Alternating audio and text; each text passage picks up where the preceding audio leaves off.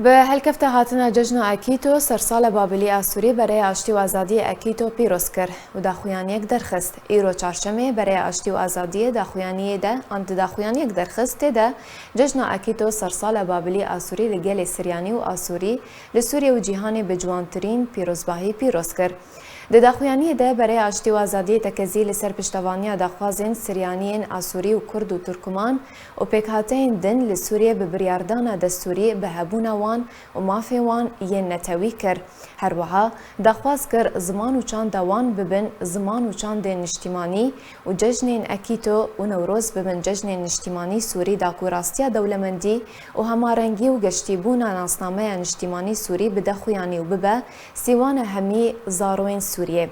هروها آماجه بروشا سوریه بشتی 10 سالان جشورشا و شر و کشتنه و رجبون رژیم لسر بجارده لشکری جبو چارەسەریya کریزا سوریه کر و داخواز لهمی هیز و آلین اپوزیسیون کر ببن خدان یک هلوسته و یک پروگرام سیاسی لسر بنگاه ارکین نشتیمانی.